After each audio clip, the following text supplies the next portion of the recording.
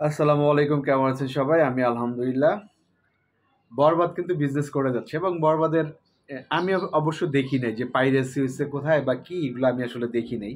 যদি পাইরেসি হয়েও থাকে, আমি একটা কথা বলি, কোনো পেরেশান হওয়ার কিচ্ছু নেই, দর্শক আগের থেকেও বাড়বে। কারণ পৃথিবীর ইতিহাসে বড় বড় সিনেমাগুলো প্রথম দিন, প্রথম শোর পরে পাইরেসি হয়ে যায়। বিশেষ করে তামিল, তেলুগে, মুম্বাইয়ের যে সিনেমাগুলো আছে, এগুলো দেখবেন যে হুটহাট করে হচ্ছে, মানে একটা দুইটা শোর পরে পাইরেসি হয়ে যায়। মানে কল্পকাহিনী আছে যে এগুলো আসলে ওনারাই পাইরেসি করে যে হচ্ছে সিনেমাটা ভালো যাওয়ার জন্য। তো আপনাদের পেরেশান হওয়ার কিচ্ছু নাই।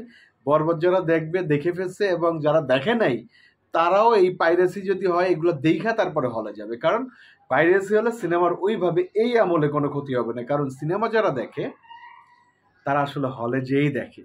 আর বরবাদের ব্যাপকতা এত বড়, যেটা এই আমার মনে হয় এই যারা দেখবে একটু ছোট ছোট ফুটেজ দেখবে বা পাইরেসি হলে তো অস্পষ্ট দেখবে, এগুলো দেখার পর হচ্ছে ওনারা ডিসাইড করবে যে আসলে এই সিনেমাটা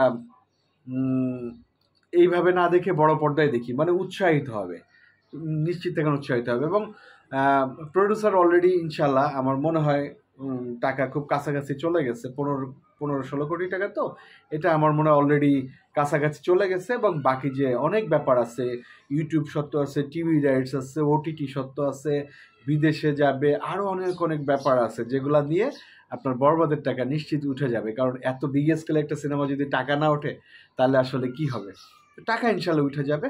আর যারা ক্রীড়াপ্রেমী তাদের বলি, সাদমান ইসলাম একটা সেঞ্চুরি করছে অনেকদিন পরে, বিজয় অনেকদিন পরে ফিরলো। এরা হচ্ছে বিজয় ভালো খেলছে, তো সাদমান সেঞ্চুরি করছে আমাদের জন্য ভালো। প্রথম টেস্টে হেরে গেছিল বাংলাদেশ, সেটা আমাদের জন্য খারাপ ছিল। যাই হোক, ছোট্ট একটু নিউজ দিলাম। আর একটা ব্যাপার বলি, সেটা হচ্ছে পরবর্তী যে প্রজেক্টের কথা আপনারা শুনতেছেন, মেহেদী হাসান হৃদয়ের সব ডিক্লেয়ার করবে, বাট স্ক্রিপ্টিংয়ের কাজ চলতেছে। এবং যাদের আক্ষেপ যে হচ্ছে সাকিব ভাই বাংলাদেশ থেকে নায়িকা নেয় না, কে বলে নায়িকা নেয় না? এই যে হচ্ছে ইয়েকে নিল, কি জানি বলে, সাবিলা নূরকে নিল, তাই না? সাবিলা নূরকে তাণ্ডব নিল না, অপশন পেলে নিবে। হ্যাঁ, বড় পর্দায় এখন বলেন, আপনি আপনি একটা নাম বলেন যে বড় পর্দায় ওনার সাথে কাজ করার মতো এই মুহূর্তে আছে।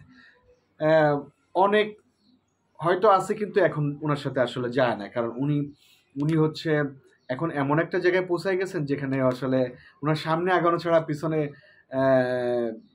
পিছনে তাকানোর কোনো আসলে অপশন নেই। কারণ সামনে যখন একটা মানুষ চলে যায়, তখন পিছনের অনেক ব্যাপার ফেলে যেতে হয়। হ্যাঁ, হয়তো স্মৃতি থাকবে, বাট হচ্ছে ওইগুলো আপনার ফেলে যেতে হবে, সেটাই। তো সেই হিসাবে বলবো যে বাংলাদেশে এখন এই মুহূর্তে ছোট পর্দা ছাড়া বড় ছোট পর্দা আরও অনেক মেয়ে আছে যেগুলা হচ্ছে সাকিব ভাইয়ের সাথে কাজ করতে পারে। বাট বড় পর্দায় দেখেন, আমি নাম নিতে চাই না কারো, বড় পর্দায় আসলে ওইভাবে কেউ যাবে কিনা জানি না।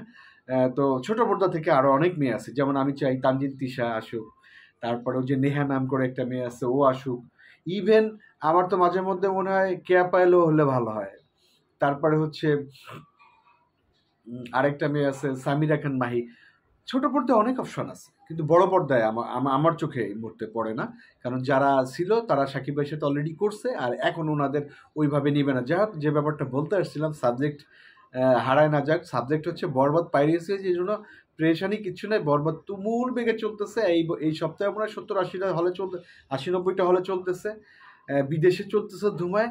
চাপ নেন না, কারণ বরবাদ এই টিভিতে দেখা, এই পচা ইয়েতে দেখা আসলে মন ভরবে না, হলে যেই বরবাদ দেখতে হবে। ভালো থাকবেন, আমার জন্য দোয়া করবেন। Thank you very much. আসসালামু আলাইকুম।